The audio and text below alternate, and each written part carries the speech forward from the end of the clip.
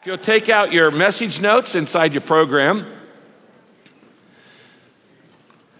Last week on our 40th birthday celebration, I read to you the original vision of Saddleback Church, which I wrote for the very first service of our church 40 years ago. It was a trial run service. There were only 60 people there. None of them knew me, and none of them knew each other. So as I spoke to them, it was quite audacious for me to lay out a vision for people who had no connection to me or each other. But I want to read it again this week before we go to where we're going into the future, because I want you to listen for how many times it talks about, in different words, the value of serving our community. This was the original vision of Saddleback Church 40 years ago that I read on that first service. It is a dream of a place where the hurting, the depressed, the frustrated, the confused can find love and acceptance, help and health and hope, forgiveness, encouragement, and guidance.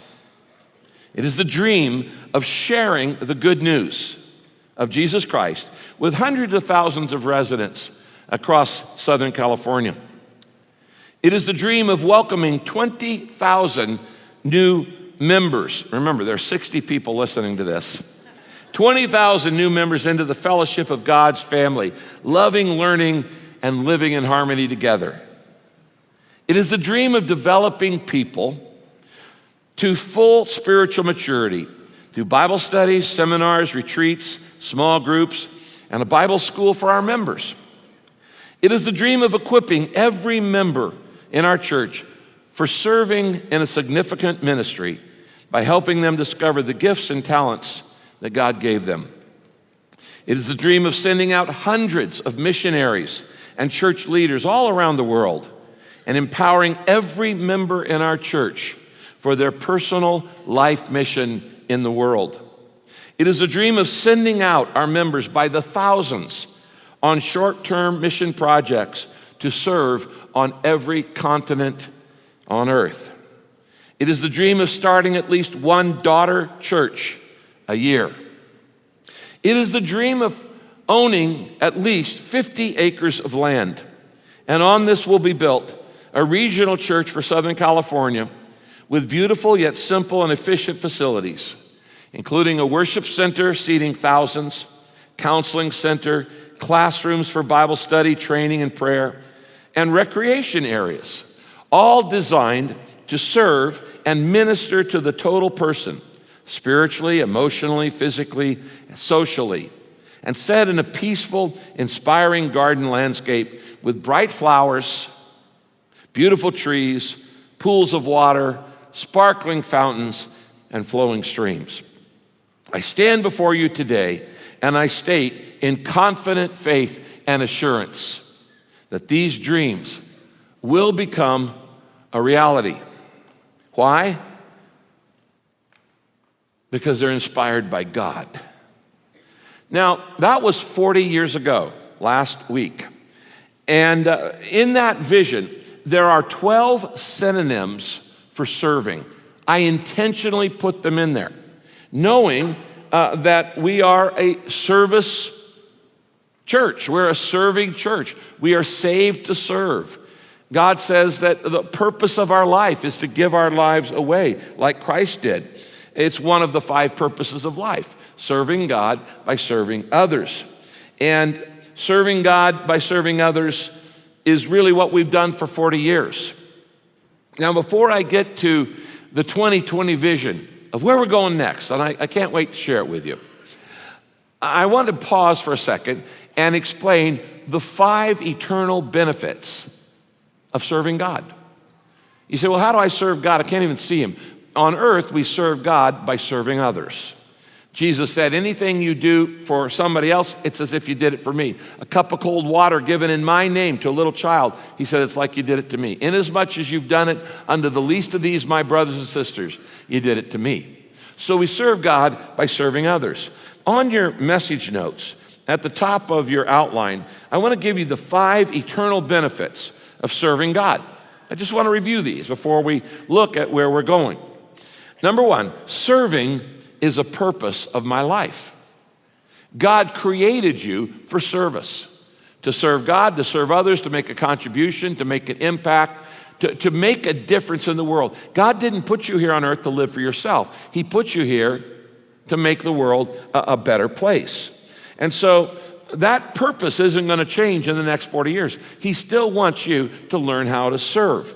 In Mark chapter 8, verse 35, Jesus says this: if you insist on living your life for yourself, you're going to lose your life. Only those who give away their lives for my sake and for the sake of the good news will ever know what it means to really live. Until I learn how to serve, I'm not really living. I'm just existing. I may be drifting. Service is what changes you from existing to living. You make a living by what you get, but you make a life by what you give away, by the way you serve. Serving is the purpose of my life. Number 2, serving makes me more like Jesus. Serving makes me more like Jesus. Jesus said in Matthew 28, verse 20, I did not come to be served. I didn't come to earth to be served, but to serve others and to give my life as a ransom for many. Now, if you're taking notes, if you circle the word serve and the word give, those two words describe what it means to be like Christ, what it means to follow Christ. Serving and giving are the essence of the Christian life. We give and we serve in every way that we can. And if you don't learn how to serve in some ministry, in some way, you will never grow to spiritual maturity. You'll be a spiritual baby your entire life. No one is more selfish than a baby. Babies don't think of anybody else. But as you grow up, you start to be, hopefully, a little less unselfish. The same is true spiritually. When you grow from being a spiritual baby into a spiritually mature adult, the less you think about yourself and the more you're able to think about the needs and hurts and interests of other people. It makes me more like Jesus. Number 3, serving is the highest use of my time. You want to make an impact? You want to leave a legacy? You want to make a contribution with your life? The highest use of your time is when you're serving God by serving others. 1 Corinthians 15:58. Always give yourselves fully to serving the Lord. Why? Because you know that your service for the Lord is never wasted. Now, there's a lot of things I can do in life that are wasted. I can binge TV and waste a day. I can waste time talking or gossiping or whatever. But the Bible says anytime you're serving, you're never wasting it. And other people may never see what you're doing, the good thing that you're doing, but God sees it. And so he says it's never wasted. It's the highest use of your time. Number 4, serving is the secret of greatness. You want to be great? Stop living for yourself. You want to be great? Give your life away for others. We build statues to people who don't live for themselves. They are the great ones. They are the ones who live for the benefit of others or for a cause greater than themselves. Matthew 20, verse 26, Jesus said, if you want to become great, you must learn to serve others. Now, true greatness is really servanthood. The greatest leaders are those who serve the most. Now here's what's the problem. In life, everybody starts off wanting to make a difference, whether a journalist or an artist or a doctor or a business leader. You want to make a difference. You want to create a product that other people can use or whatever. You want to be of help to people. But slowly over time, service becomes serve us. And all of a sudden the goal is to get the corner office. Or the goal becomes to get reelected. And a lot of people start out in public service, end up not being servants at all. They want the public to serve them. And the values change over time. Serving is the secret of greatness. If you want to be great, learn to be the serving servant of all. Number 5, my service, God says, will be rewarded in heaven.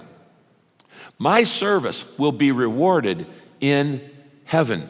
And you can know that for sure. So that even changes your whole attitude toward menial service or hidden service or service that nobody sees.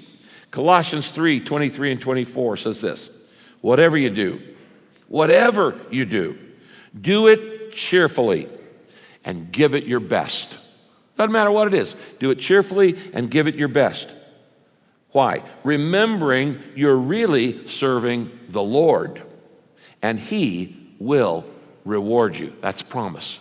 So ultimately, your boss is not your boss. Ultimately, your real boss is Jesus. And the Lord will reward you because ultimately you're doing it for Him. And it will be rewarded in heaven. In fact, Jesus makes this promise in Mark chapter 10, verse 29. He says this, anyone who's given up anything to serve in my name will be repaid 100 times. 100 times over. And will have life forever. Now, that's quite a guarantee. This is the Son of God. This is Jesus Christ. This is not some salesman. Jesus is saying, anything you give up at any time, in any way, in order to serve me and to serve my kingdom, to serve my church, to serve my cause, said you will be rewarded 100 times over. You know what that is? That's 10,000% interest. There's not a bank in the world that'll give you that rate of return. Only God says you'll be rewarded 100 times over. Now, the reason I wanted to go through that is because the new goals that I'm going to share with you, we've got 5 goals. I call them doors, D-O-O-R-S. The 5 directions we're going into the future as a church family. They're all about serving in better ways. In fact, I could summarize where we're going in 4 words: to improve our serve. We've always been about serving, but we just want to do it better. We want to improve our serve. And part of that has to do with improving our attitude toward it. Romans chapter 12, verse 11 and 12 says this: never be lazy in serving the Lord, but keep your spiritual fervor hot. He said, you want to be passionate about serving God, not, oh, brother, I got to go do this. Keep your spiritual fervor hot, serving the Lord joyfully because you have hope. Now, if you're taking notes, I want you to circle 3 words on that verse. Serving joyfully, hope. Serving joyfully and hope. We serve joyfully with hope. What is this verse saying? We don't serve God out of guilt. People might think that. I don't serve God out of guilt. We don't serve God out of duty. We don't serve God out of pressure. We don't serve God out of stress. We don't serve God out of shame.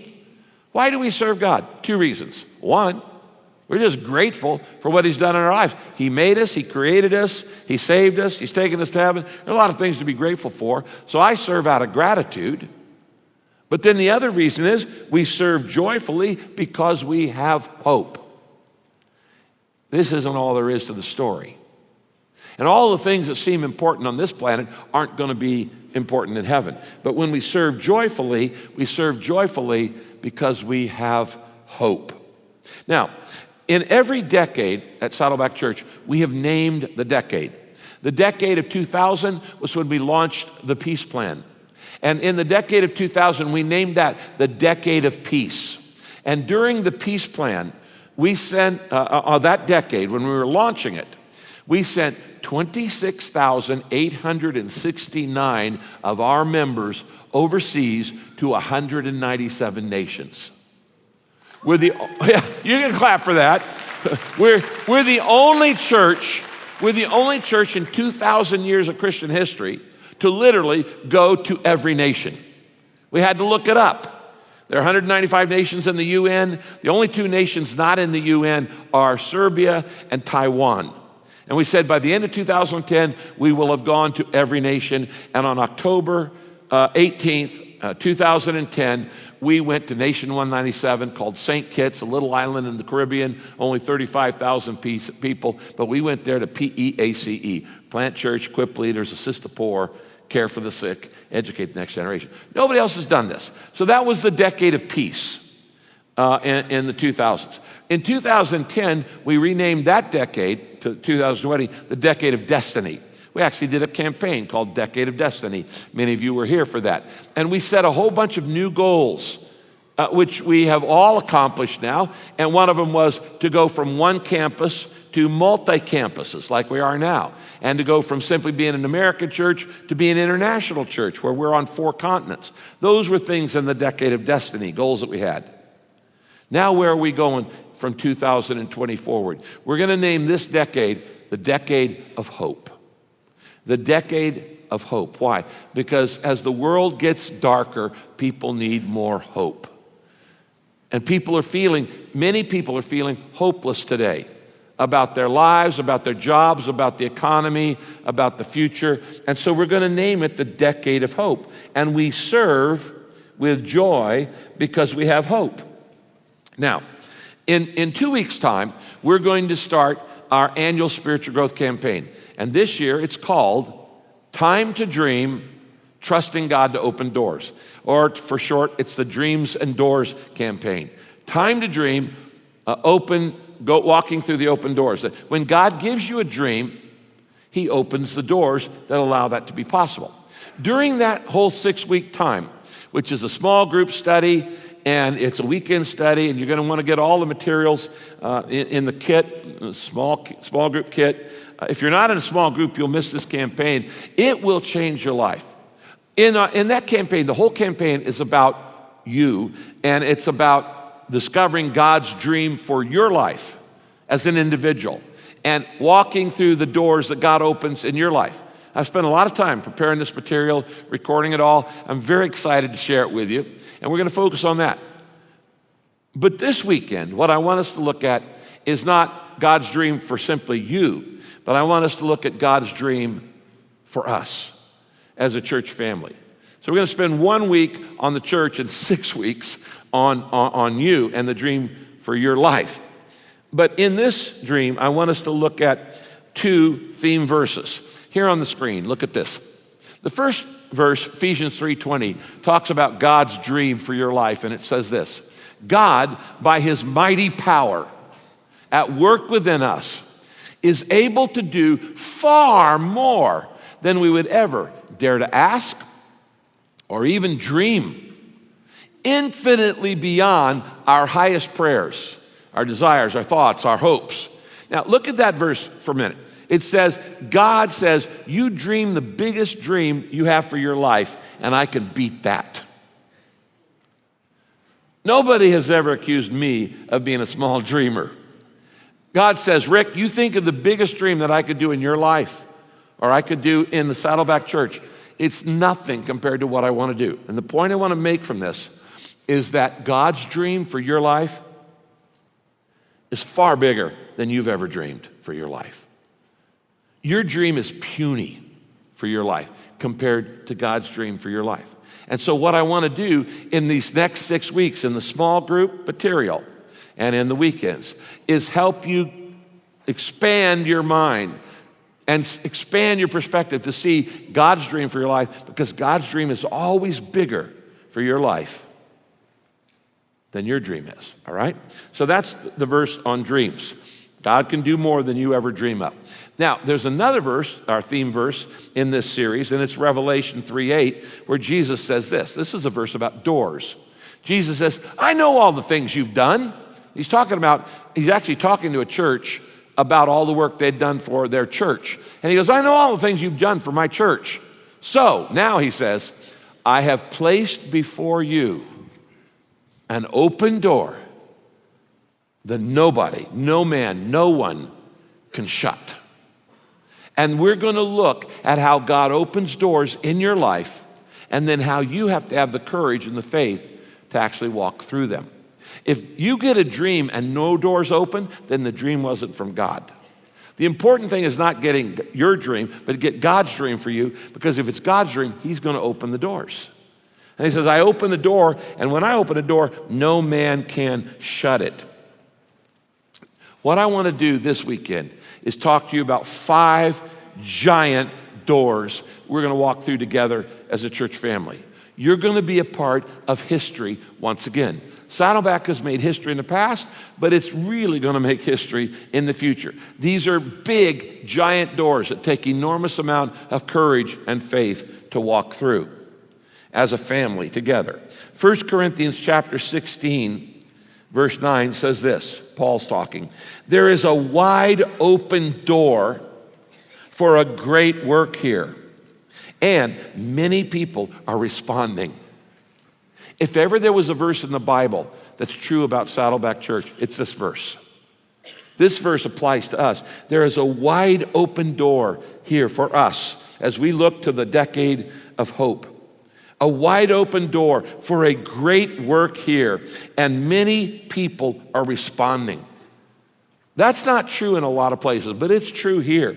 In the first month of this new decade, 2020, in just the first month, 432 people have given their lives to Christ at Saddleback Church.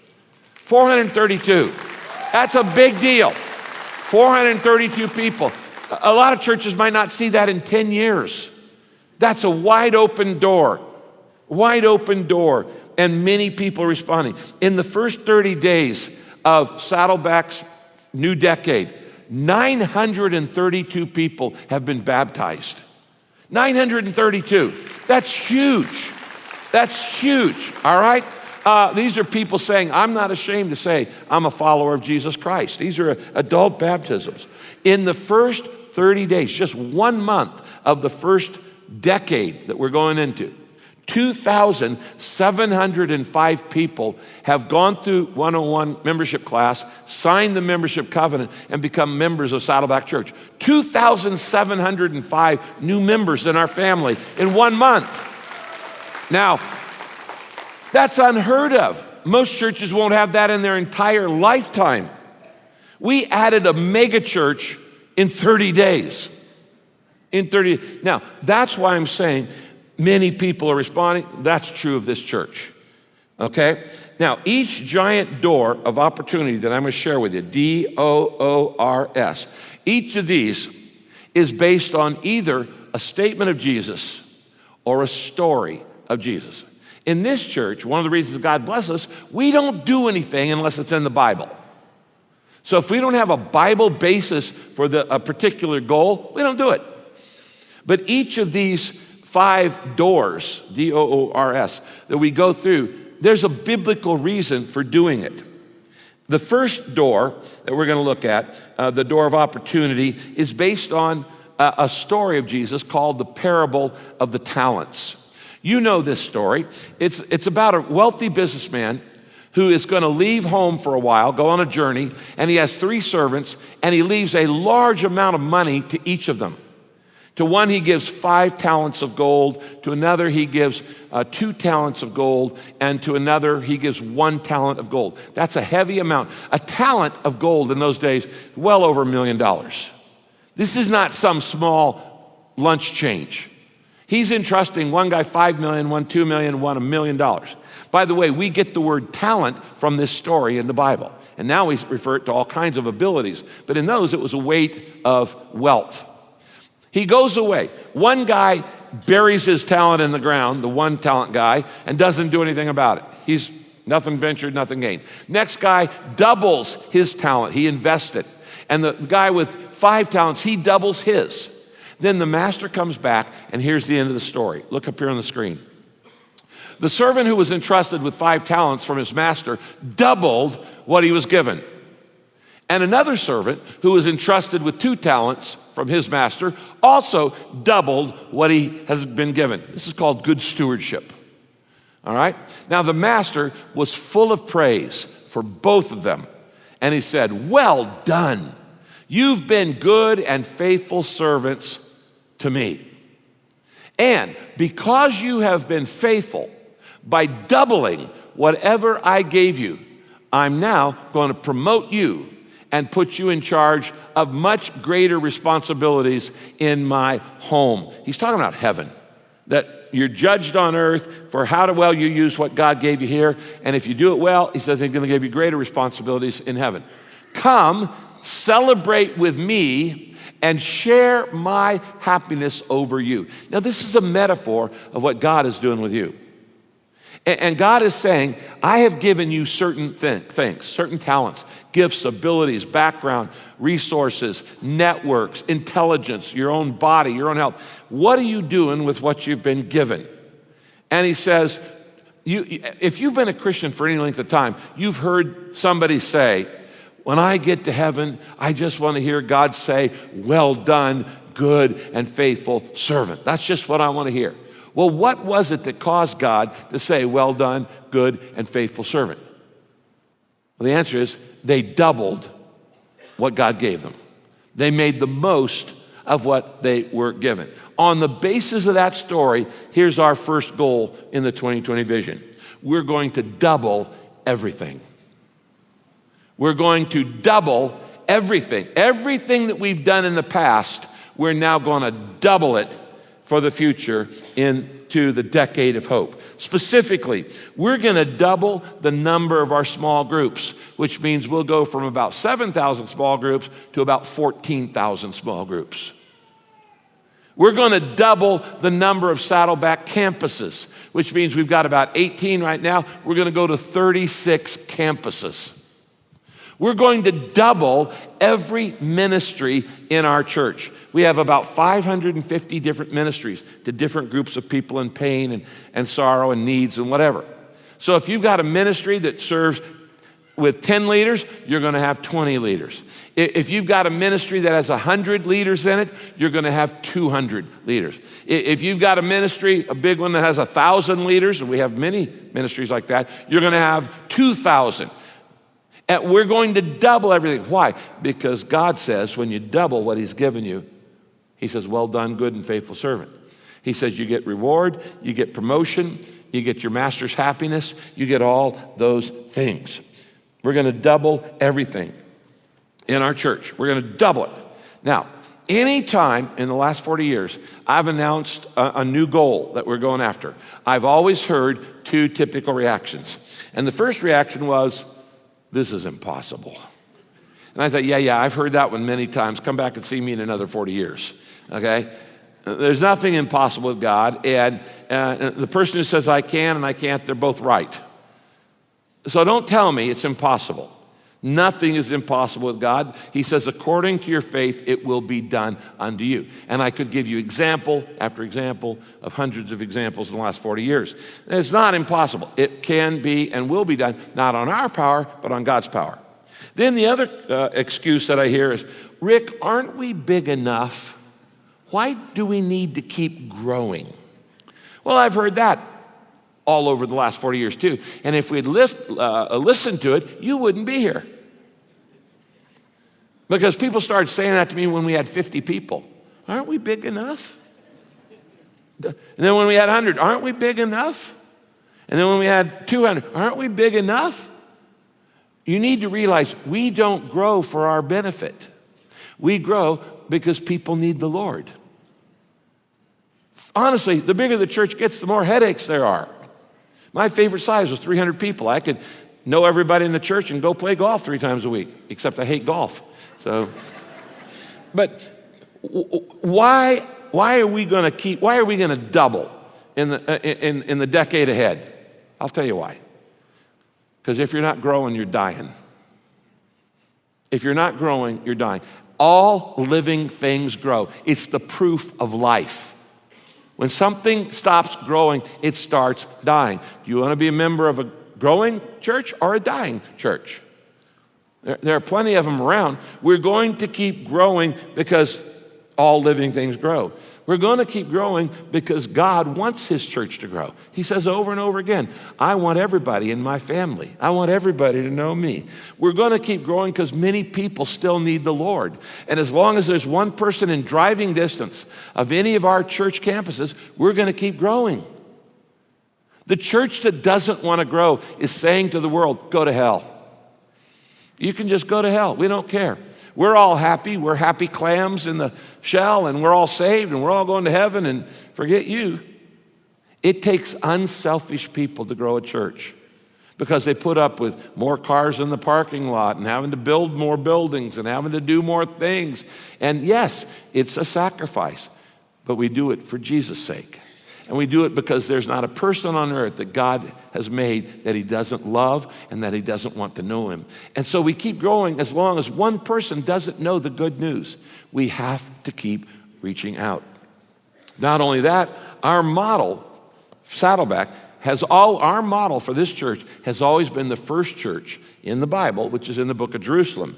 And the Bible says this about them in Acts chapter 6, verse 7, about the Jerusalem church. The word of God was reaching more and more people, and the number of disciples increased what? Rapidly. Circle that, rapidly. We want to be a New Testament church where the growth is rapid, where the number of disciples multiply, where they double. Now, I said it takes unselfish people to grow a church. To double our church is going to take a lot of unselfish service. But there's a benefit to it. I read you all those first 5 benefits. But there's another benefit, and it's called the benefit of the double blessing. The benefit of the double blessing is all through the Bible, and I want this blessing on your life in the next decade. I want it on your business. I want it on your health. I want it on your family. The business of double blessing. Let me just give you some examples. Elisha comes to Elijah, who's his mentor, and he says, as you're dying, he says, I want a double blessing of your spiritual power. And God gave it to him. And in Elisha's ministry, in his life, he has twice as many miracles as Elijah, who was his teacher, his mentor. Because he just asked for it. You have not because you ask not. He said, I want a double portion of your spirit. The Bible tells us that when Job lost everything, he lost it all of his family. He lost all of his wealth. He lost his health. But he stayed firm and true to God through all of that trial. And at the end it says, when Job prayed for his friends, God restored all of his health and all of his wealth and gave him family. And he said, doubled what he had from the beginning. It was a double blessing. I want that for you. The Bible tells us that when there were people in captivity in Babylon, they had been taken by the Babylonians from Israel. And for 70 years, they're held as slaves in another country. And they want to go back home to Israel. And Zechariah, who is one of the prophets of that day, writes this promise from God. It's there on your outline, Zechariah 9:12. God says, come back to me, O prisoners of hope. Today, I declare that I will restore to you a double blessing. That's what I want on your life. I guarantee you that if we double our service and double all that we're trying to do, God's going to double his blessing on you, Now, notice that phrase in that verse. It says, "O prisoners of hope." Why don't you circle that? That's a strange thing, to be a prisoner of hope. What he's saying there is if you're going to be captivated by something, if you're going to be obsessed with something, if you're going to be captured by something, you may as well make it hope. You're going to have to serve something. He said, you don't want to be enslaved by guilt. He's saying, you don't want to be imprisoned by bitterness. He said, you don't want to be confined by worry. He's saying, you don't want to be limited in your life by doubt. And you certainly don't want to be trapped or imprisoned by fear. He says, if you're going to be a prisoner of something, be a prisoner of hope. Be a prisoner of hope. And when everything looks around and looks terrible and black and dark and it's going the wrong direction and you can't even see at the end of the tunnel, he says, be a prisoner of hope. So the first thing we're going to do, the D, is double everything. Now, the second door we're going to go through is the first O in doors, and it stands for obey Christ's commission. Obey Christ's commission. Now, this church was founded on obeying Christ's commission. In fact, when I first started the church, I said, God, give me a slogan.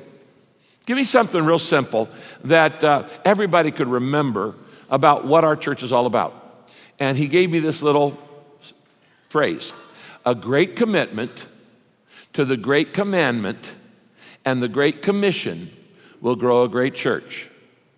If you only get 2 verses in the Bible, the great commandment and the great commission, you'll get it. Because in those 2 verses are the 5 verbs that are the 5 purposes for your life and the 5 purposes for the church. A great commitment to the great commandment, the great commission will grow a great church. It's also a great commitment to great commandment, great commission will grow a great Christian. It'll also grow a great company. It'll also grow a great community. It'll also grow a great corporation. It will also grow a great country. A great commitment to the great commandment and the great commission. So let's just review Jesus' great commission. Matthew chapter 28, verses 18 to 20. Jesus says, I have been given complete authority in heaven and on earth. So, because I have complete authority, go and make disciples of all the nations, baptizing them in the name of the Father and the Son and the Holy Spirit, and teach these new disciples to do everything I've commanded you. And be sure of this, that I am with you always until the end, until this age is finished. And what's this age? Until the Great Commission is completed, until the task is finished. He said, when that's done, it's all over. Because the reason God has not come back, has not sent Christ back, is he's waiting for his family to get a little bit bigger. He knows who's going to come into the family. And so he says, go to every nation. Obviously, that's been working because there are 2.3 billion Christians in the world. Now, later, John, who was one of the original 12 disciples, he writes this in his vision of heaven, Revelation chapter 7, verse 9. He gets a vision of what the future looks like. And he says, and in heaven, I saw a huge crowd, too huge to count. People from everywhere were there, from every nation, every tribe, every race, and every language. And they were standing there thanking God in front of the throne of God. Now, notice 4 groups. He says, in heaven, everybody was there from different language, different race, different nation, and different tribe. Now, there's one problem with that. We have been studying this, of course, for many years, mission experts, and we knew that in 2000, there was still 3,600 tribes that nobody was a Christian in it. We call them UUPGs, unreached, unengaged people groups. 3,600 little tribes. They all have less than maybe 100,000 people or less. And they have no Bible in their language. They have no believer, and they have no body of Christ, no church. Well, Jesus says that in heaven one day, John says, there'll be people from every tribe. That means Jesus isn't coming back yet until somebody from that tribe has come to know the Lord. Does that make sense? Somebody from every tribe is going to be in heaven, and there's still a few thousand left. We've been systematically, Saddleback, with other missionary organizations and agencies, taking groups off that list for the last 20 years. And we're now down to somewhere less than 2,000. So we've taken about 1,600 off that list. And so now what we're going to do is we're going to finish that task. Make sure that there's a Bible and a believer and a body of Christ in every one of the last tribes around the world. Some of them are hard to get to. Now, how are we going to do that? Well, we've already started on it. One of them is we formed a coalition called FTT, Finishing the Task. And it has 1,400 different organizations that are committed to making sure we get a Bible, a believer, and a body of Christ in every one of those tribes. 1,400 organizations in the Finishing the Task Coalition. It includes really big organizations like Youth with a Mission, Campus Crusade for Christ, the International Mission Board of the SBC, the Assembly of God Mission Board, Wycliffe Bible Translators, and on and on. and I was elected the president, the leader of this coalition. Now, what we're going to do, what it means is we, Saddleback, are going to help lead the way on all this. We've been working on this since a thing happened in the year 2000 in Amsterdam that I was at, where Billy Graham, was my mentor, asked us to put this all together. So we formed this coalition called Finishing the Task. And every December now, for many years, we haven't made a big deal to you, we have the FTT conference here in this auditorium at Saddleback, and the major mission leaders of the world come here. And we sit down and we say, who are we going to take off the list this year? And so we've been working on that now, but we're going to finish the task. And one of the ways we're going to do it is by doing what we call the near neighbor strategy. Let me explain this to you, because you're going to hear about this in the next decade, so you might as well know about it now. Many years ago, Billy Graham did his last crusade in India. It was on the whole nation. He never preached in it at all. What he did is he hired actors in India, Bollywood actors, to put together a 3-day evangelistic miniseries for television, kind of like Roots. And they showed it on televisions across the entire nation of India over 3 nights. And they asked every Christian in India to invite your neighbors to your home, have what's called a Matthew party, bring them to your home for 3 nights and watch this 3-day story. As a result of that, 6.5 million people gave their lives to Christ. 6.5 million people, okay, in My Hope, India. So Billy Graham calls me up and says, Rick, how do you follow up 6.5 million new believers? He goes, you got to figure this out. And so I said, okay, I will. So I got a bunch of the pastors I've trained I've personally trained over 500,000 pastors, 164 countries, but my teams have trained another 500,000, so we've trained over 1 million pastors around the world. So I called up a bunch of guys, and we took the little book, What on Earth Am I Here For? And we went to India, and we trained leaders to train leaders to train leaders to train leaders. And out of those 6.5 million believers, we started 1.2 million new house churches. Okay? House churches. Yeah, isn't that cool?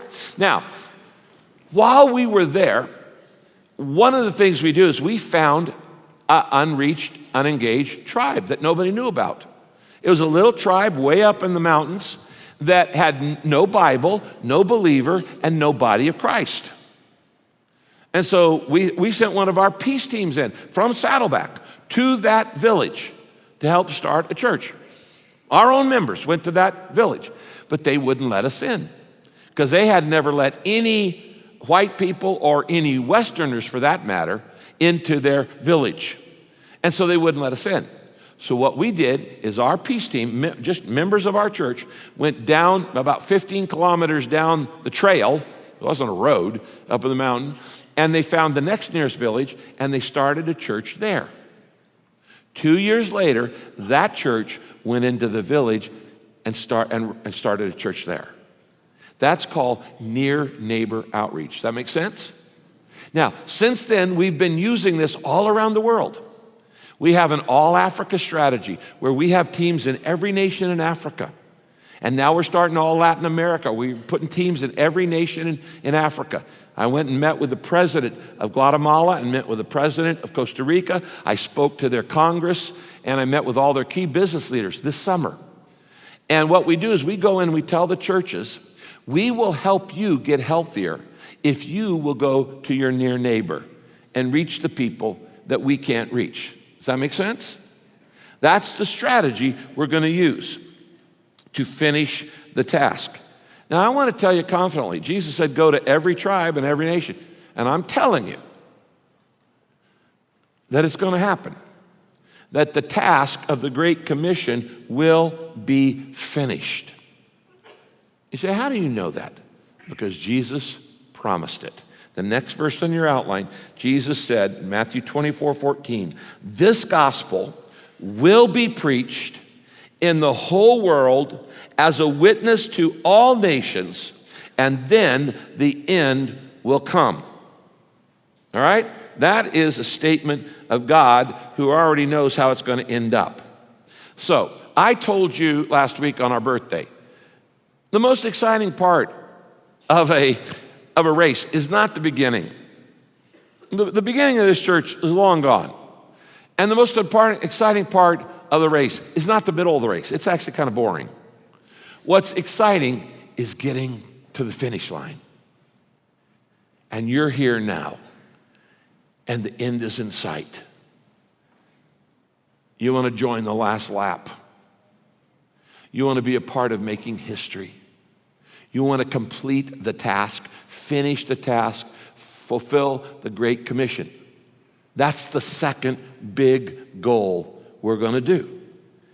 I am as sure confident of this as I was when I was 25 years old and read that thing to 60 people. Because I know God is in control. So we're going to walk through 5 doors in faith. And the first is the door of double everything. The second door is the door of obey Christ's commission. It's not an option. It's still true today as it was 2,000 years ago. Here's the third door we're going to walk through. It's going to take me a little to explain this. The second O in doors is outshine the darkness. We're going to outshine the darkness. Now, I don't think anybody's going to disagree that culture's headed in the wrong direction. That it's getting worse, not better. People are more rude, not more loving. People are more unkind than they are kind. And as the world gets darker, how do we outshine it? How do we be in the world, but not of the world?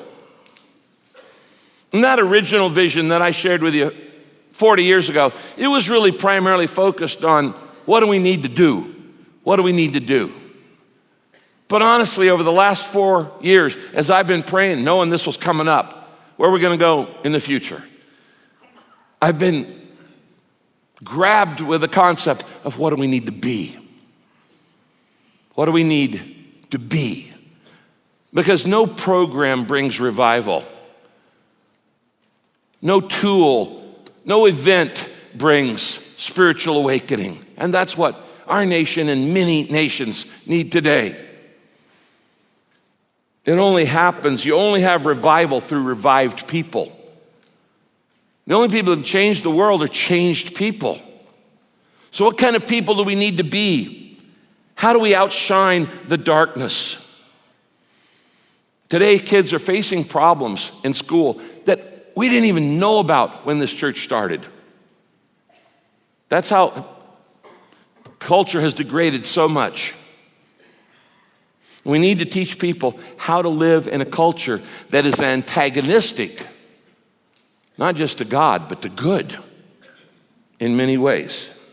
So we're going to have to teach people how to outshine the darkness. Let me give you some examples. We're going to have to teach people how to respond with goodness in the face of evil. Jesus said this. Paul said this, Romans 12:21, do not let evil defeat you, but you overcome evil by what? Doing good. Not by criticizing it, not by complaining, not by getting discouraged. You overcome evil by doing good. You outshine it. We're going to have to teach people how to be positive in an increasingly negative world. You agree the world's getting more negative? Just go on social media. All right? Philippians 2 says this, do everything without complaining or arguing. Then no one can accuse or blame you. Live as God's children without fault, like a breath of fresh air in a polluted and perverted culture. You are to shine like bright stars in a dark world as you offer the word that gives life until Christ returns. That's what it means to outshine the darkness. It means we're going to have to respond with goodness when there's evil. We're going to have to respond being positive when people are negative. We're going to have to teach people how to be confident about their faith. Most Christians I meet today are literally intimidated by society. They don't know how to speak up. They don't know how to say anything. They're what I call Arctic River Christians. They're frozen at the mouth. And they see stuff around and go, I know that's not right, but I don't know how to say anything about it. And they don't know how to be tactful, and they don't know how to be winsome, and they don't know how to express love to people they totally disagree with. And they don't know how to be confident and expect revival. But the Bible teaches us how to do that. We just need to learn it. Look at this verse in Habakkuk. Habakkuk chapter 1, verses 1 to 5. This is the message that God gave to Habakkuk in a vision. He said, I prayed, O Lord, how long before you save us from the violence around us? Is the world more violent today than it used to be? Oh, yeah. Why must I watch all this trouble and wrongdoing around me? Why do you tolerate all this sin and sadness and injustice? People are hurting and they're destroying each other everywhere. I'm surrounded by people who love to argue and get into angry quarrels. The government's paralyzed, laws are twisted, and justice is turned upside down with bribes and tricks. Does this sound familiar? This is written, 3,000 years ago? It seems that the wicked outnumber the righteous. Then the Lord replied, just look at the nations and be amazed. You will be astounded at what I am about to do. For I'm going to do something in your own lifetime that you'll have to see to believe. That's a passage for today. That's a passage for a decade of hope. A decade of hope instead of a decade of despair. How in the world are we going to prepare people to live life in a culture that's sinking?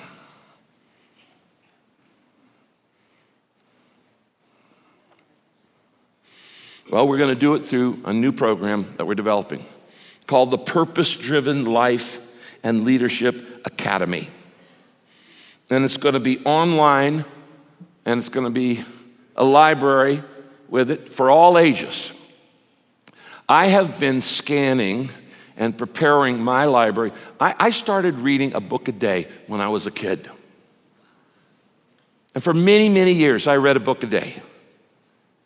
I have in my library over 40,000 actual books, and I have over 120,000 ebooks. I'm going to figure out a way to open that up to our church family so you can use it. And it's got everything you can imagine in it. And that's going to be part of the academy. But this academy, see, a lot of people can't afford to go to seminary and don't have time to go to Bible school or university. But we're going to figure out a way. This is not for other people. It's for our church. Purpose-driven life, teach you how to live. Purpose-driven leadership, teach you how to lead. It's very practical, like we do on the weekend messages. And what's the goal of this academy? Is not to put a cap on your head and say you got a diploma. The goal is there to outlove, to outserve, to outdo, to outforgive, to outshine, to outclass, and outlast the world. That's what we're going to do. That's what we're going to do. Now, you know you already know you're going to outlive the world because you're going to live forever. But what I want you to do is outlove it. I want you to outforgive it. I want you to outdo it. I want you to outshine it. I want you to outclass it. I want you to outlast it. Jesus said it like this. Matthew 5. You are the salt of the earth. Be careful not to lose your saltiness. What does salt do? It does a couple things. It preserves and it seasons. And that's what Christians are needed in the world to do. To preserve a culture that's going rotten and to give seasoning to it. You're the salt of the earth. Be careful not to lose your saltiness. And you're also the light of the world. So don't hide your light. Instead, shine out brightly so that people may see the good things you do. That's called your service. That's called your ministry. They may see the good things you do, your service, and end up praising your Father. That's the third door we're going to walk through. We're going into character development on all of us. Because if you live the same way you've always lived, you can't live that way in a culture that's changing. New times require new growth. The O or R in door stands for the fourth door we're going to go through. And in the spirit of unselfish service, because God has blessed us so much, God has blessed this church in an amazing way, we're going to, in the R, revitalize other churches. We're going to help others. Revitalize other churches. Now, why do we need to do that? Well, let me give you some statistics. I have trained more pastors than anybody alive. I've personally trained over 500,000 pastors in 164 countries. And our team, purpose-driven team, has trained over another 500,000. So over 1 million pastors around the world have been trained in PD. 60% of all the churches in America are either plateaued or they're dying. They're declining or they're stuck. 60% of all the churches in the world, in America, sorry, not the world, in America, are declining or they're just stuck. Another 30% of the churches are just stuck, but they're just swapping members with other churches from year to year. That's not true evangelism. That's not fishing for men. That's swapping fish from aquarium to aquarium. That's not growth. And while some people are coming in the front door, a bunch of people are going out the back door, and they're just swapping members with other churches. Only 10% of the churches in America are doing like we're doing. 400 and something people gave their lives to Christ in 1 month, and over 900 and something baptized. That's real growth. That's conversion growth. Only 10% of the churches. I grew up in little churches. Many of you might have done that too. I love these churches. I want to help them. And we have been so blessed for 40 years. Luke chapter 12, verse 48, Jesus says this: much is required from those to whom much has been given. And even more is required from those to whom even more has been given. Folks, Saddleback is in the second category. We're in the even more category. We just haven't been blessed. We've been blessed like few churches in history. And that is a stewardship we cannot ignore. We are not blessed to be proud. We are blessed to be a blessing.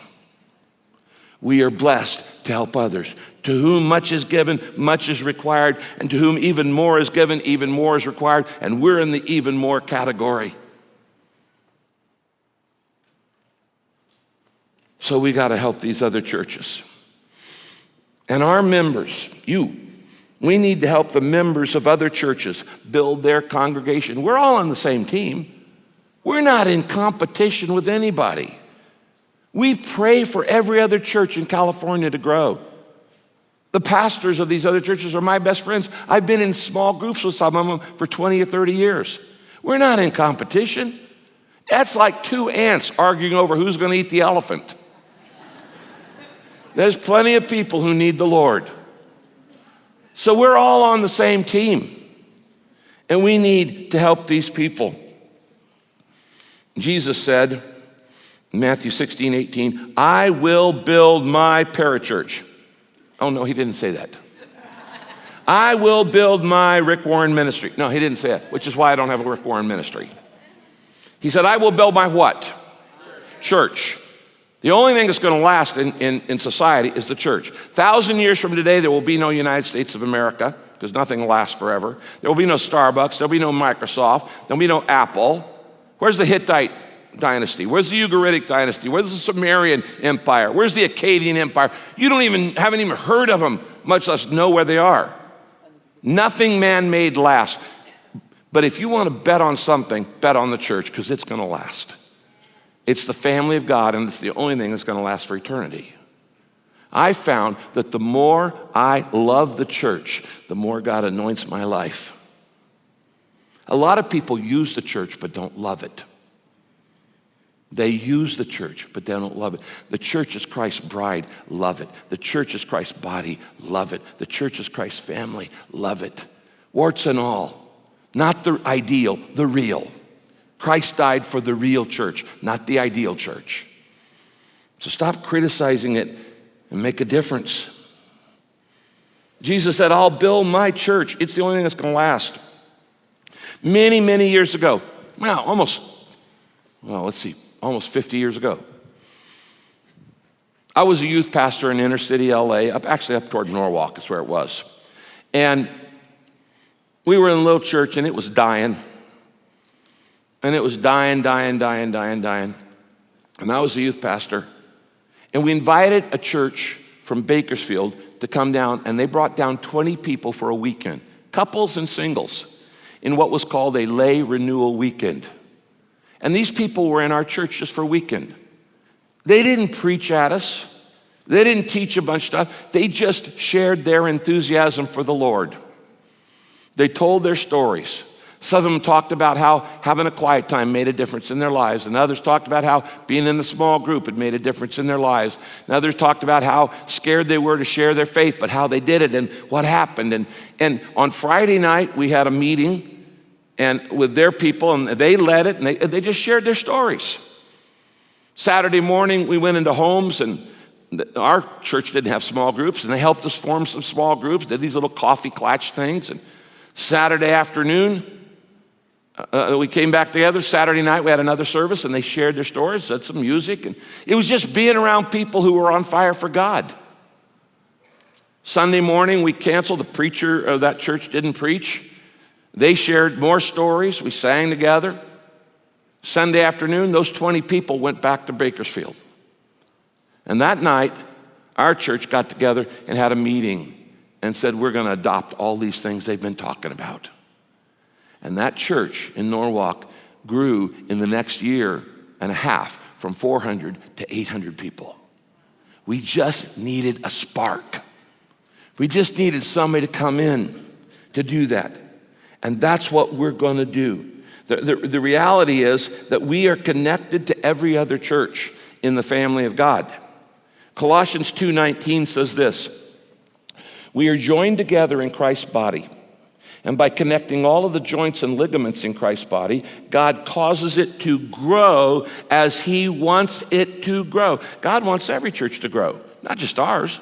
He wants every church to grow. So how are we going to revitalize other churches? Through purpose-driven renewal teams. And I'm going to start sending you out. I'm going to train you, and we're going to send you out to churches across America, and our churches in Argentina and in Germany and in Hong Kong and in Manila. They're going to go to their other churches in their countries. In the decade of peace, we sent out of this church 26,869 of you went to a foreign country and served on peace team. In the decade of hope, I'm making up a number, 20,020. Sounds good for 2020. 20,020 of you are going to go help a church that's struggling on a weekend. And God's going to use you. God's going to use you. We've already sent nearly 27,000 people around the world. Certainly we could send 20,000 to churches in America. And we are going to help the church in our nation. And we are going to say, to whom much has been given, much has been required. And we're going to serve them in any way. All right, the last. The S, indoors. And this is a big one too. The fifth door we're going to walk through is we're going to serve people in pain. Serve people in pain.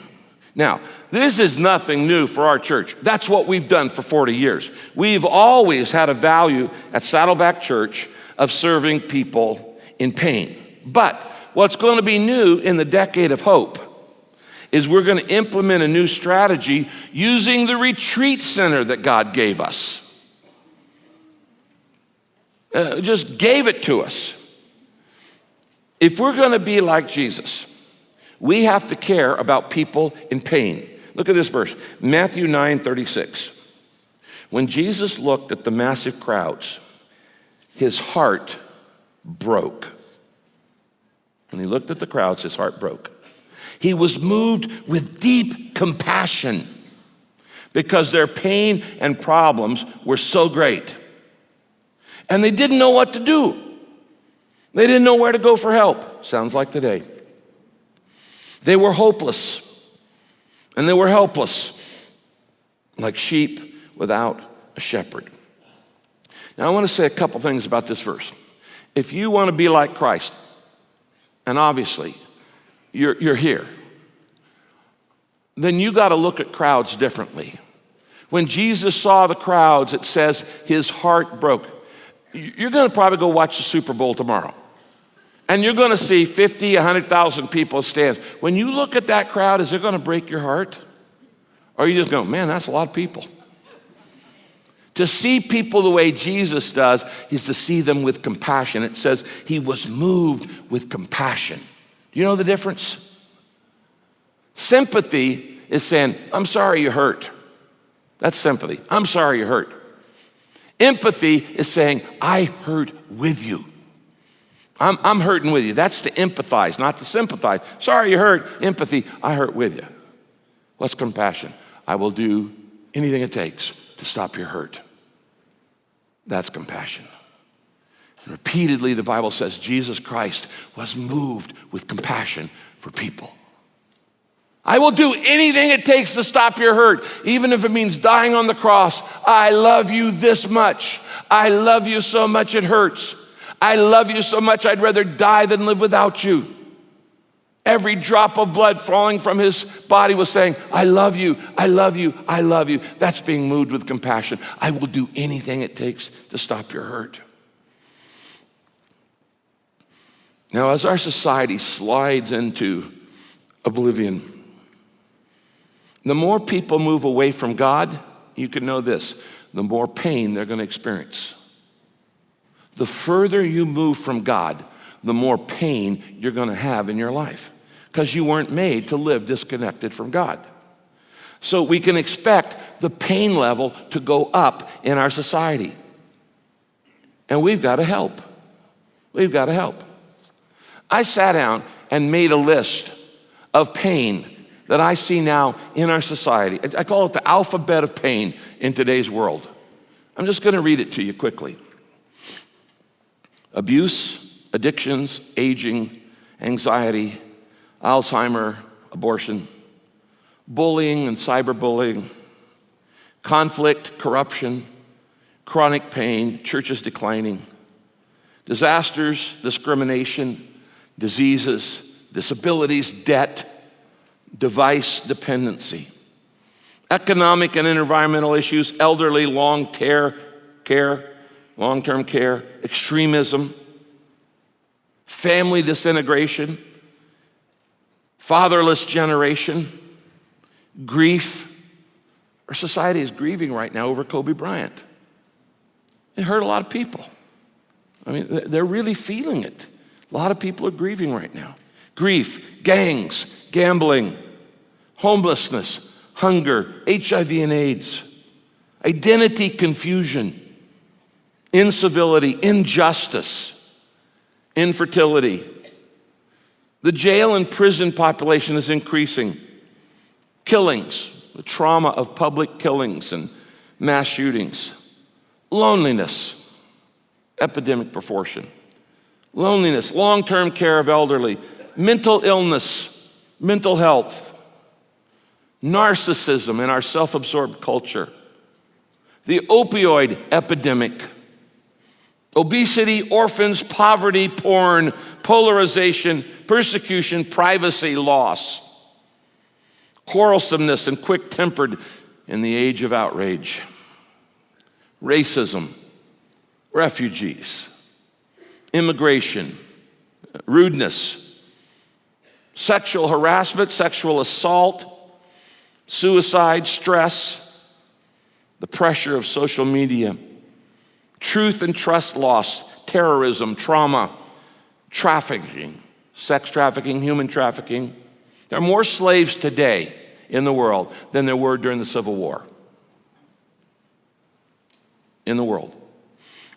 Unemployment, urban issues, violence at home, domestic violence, workplace violence, neighborhood violence, widows, workaholism, work stress, xenophobia, that means bias against people from other nations. Youthquake, 56% of the world are young now. 100 million street kids in the world right now. 100 million living on the streets. Zero options for former work in the changing economy. The factory's gone, and how am I going to retool for that? Now, on that long list, which of these could be a retreat or a new or an expanded ministry? Every one of them. Every one of them. This is our agenda for the next decade. We're going to be hope dispensers, and we're going to be pain relievers. Because that's what Jesus did. That's what Jesus did. On the screen, James 2:16. If you say to a person in pain, God be with you, I hope you get warm and plenty to eat, but you don't give that person whatever they need, your words are worth nothing. Well, just saying it doesn't mean anything. Look at this next verse. The Bible says, 2 Corinthians 1:4, God comforts us anytime we suffer any kind of trouble.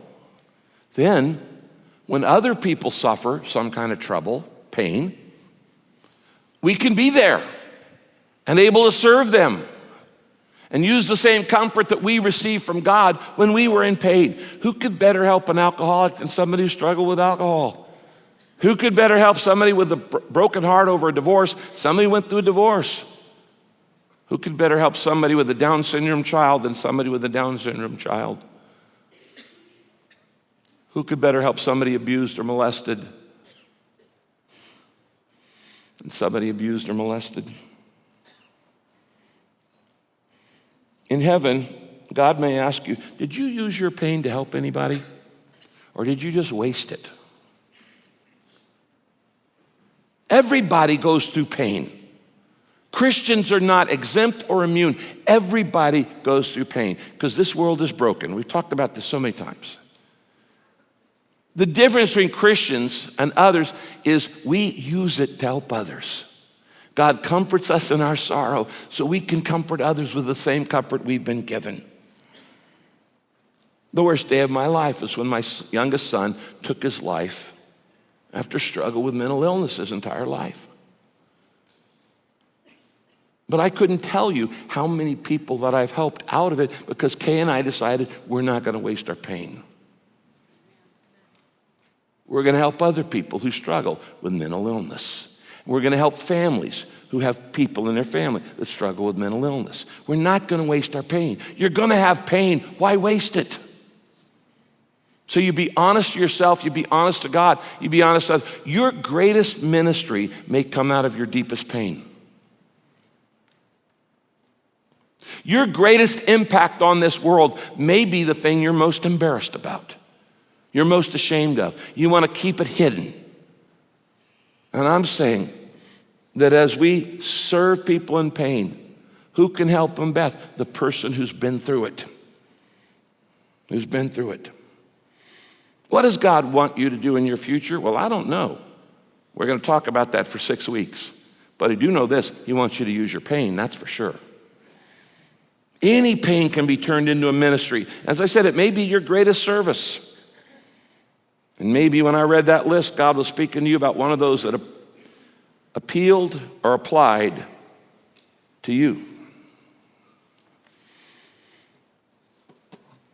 In Matthew 13, Jesus told the very first parable. It's called the parable of the four soils. You know this story. Farmer goes out to sow seed, and the seed falls on four different kinds of soil. And Jesus later explains it, says, each of the four kinds of soil represent four kinds of heart, four kinds of receptivity, four kinds of how open people are to the good news of the gospel. And he says there's the hard soil that represents the hard heart. And you sow the good news, and the people just aren't interested. Sorry, I'm not interested. My heart is hard. And the seed gets eaten up by the birds. It never even sprouts. And then he says, then there's the shallow soil where it sprouts up for a little bit, but doesn't have any root, and so it dies when the heat's on. That's a shallow-hearted person. They make an emotional response, but they never really commit to Christ. And he said, then there's the soil with weeds. And he says, that's the busy heart. Yeah, I like Jesus, but I'm too busy making money. I'm too busy looking for a mate. I'm too busy getting education. I'm too busy whatever. And it chokes out the good news. And then he says, then there's the good soil that when the seed hits it, it sprouts and it produces fruit 30, 60, 100-fold. And Jesus is saying there's four kinds of people that respond to the gospel. Now, if you're a smart farmer, you're not going to waste seed on this part that doesn't grow, right? You're going to try to put most of your seed on the good soil. Don't spread it where people aren't interested. Now, if this parable is true, of course it is because Jesus told it, what he's saying is that 3 out of the 4 people in your life are not interested in the good news at any given point. Don't worry about them. They will become receptive at some point. It is God's job to prepare the soil. It's not my job to prepare hearts. It's not my job to convince anybody. It's my job to just plant seeds where the soil is good. It's not my job to change people's hearts. God changes the hearts. Now, how does God turn hard soil into soft, good soil? Write this down. He sends a storm. He sends a storm. He pours the rain down. He allows pain. Pain is God's megaphone. When people are going through success, they're not interested in God. They're not interested. They think they're the captain of their lives, in charge of the world. God whispers to us in our pleasure, but he shouts to us in our pain. I can't tell you how many guys I've counseled who would not listen to the advice I gave them until their wife walked out on them. Then all of a sudden, they're all humble and, hey, what do I do? I said, well, buddy, it's a little late. I was trying to tell you this for years, but you weren't listening. You were the hard soil. And so God had to allow the storm to get your attention. That guy on your neighborhood who's real hard, don't worry about him. There will be a storm in his life someday. His wife's going to die. Or he's going to get fired. Or he's going to hear the cancer word. Or something that will shake him up. When I say that in the decade of hope, we're going to focus on people in pain, I mean, that's all we're going to focus on. We're not going to try to win everybody to Christ. What we're going to do is just go to the people who are receptive. Go to the people who are in pain, and we're going to help them, and we're going to love them, and we're going to comfort them, and we're going to share Christ with them, knowing that everybody at some point in their life goes through the storm, goes through the pain. And so we're going to do this the way Jesus told us to do it. How are we going to do it? Well, all the ways we've been doing, but we're also helping people in pain this way. We're going to build a world-class restorative retreat center. God gave us 170 acres on Highway 5, but that goes from Mexico to Canada. You couldn't ask for a better place. And we're barely using it the way it could be used.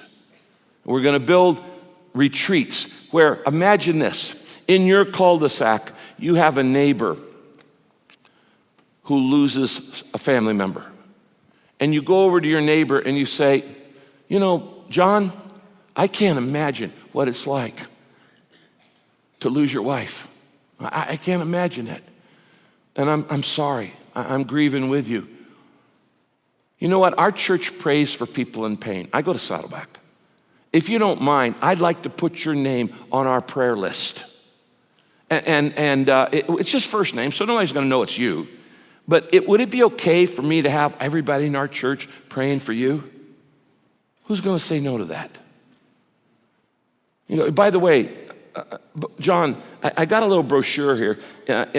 Our church does a retreat for people who've lost a loved one. We do it like 4 times a year. And it's free for anybody who's going through pain. And it's an overnight down at Rancho Capistrano. And it talks about how to handle the grief of your first year after losing a loved one. And it talks about what to expect. And it talks about how to walk through the stages of pain. And I tell you what, John, if you want to go, I'd be glad to go with you.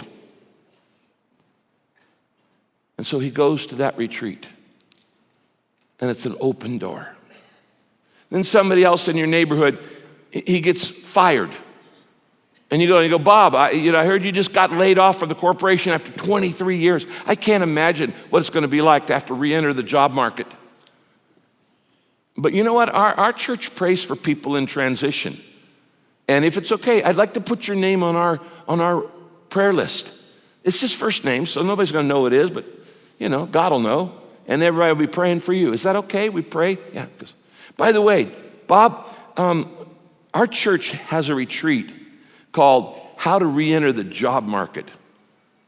And it's like how to not waste time and how to handle your emotions when you have just lost your identity with a job you've had for many, many years.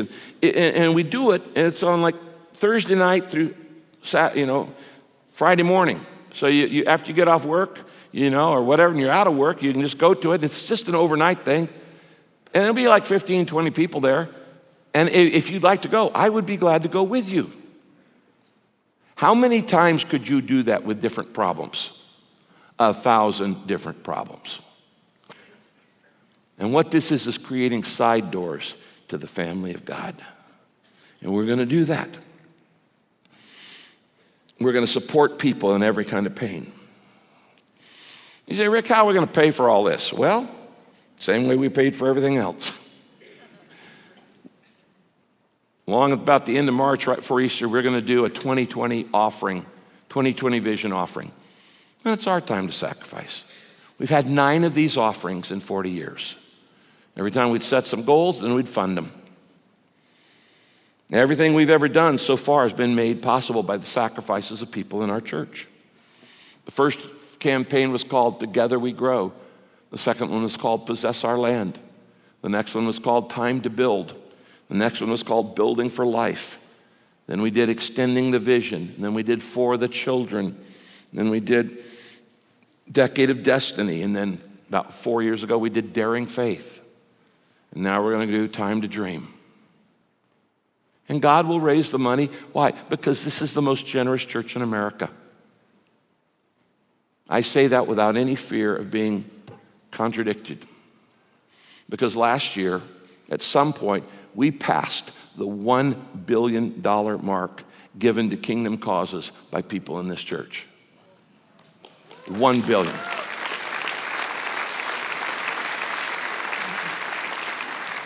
And that's not by super wealthy people giving tens of millions of dollars. Normal people sacrificing for the glory of God. This building was built because people postponed vacations, gave their pension plans. We had people who sold their home, bought smaller homes, and gave the equity. People gave their diamond wedding rings. People canceled vacations. I know a family that needed a new TV. It went out. They went 3 years without a TV so they could give the money they were going to make on payments to TV to build this building. This church was built on the sweat and sacrifices of normal people, given normal amounts.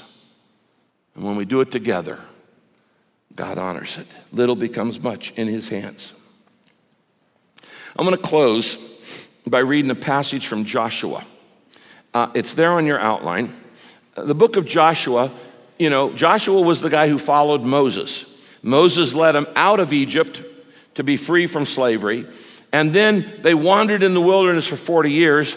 And after 40 years, God had been preparing them for a future that he'd promised them. He'd promised them the promised land. And Joshua was getting ready to lead them in. After 40 years, he's going to lead them to the edge of entering into the promised land. As I read this, I was struck with the similarities to our situation. That God has brought us for 40 years, preparing us for something really big. Really, really big. The promised land for us. In Joshua 3, God says this.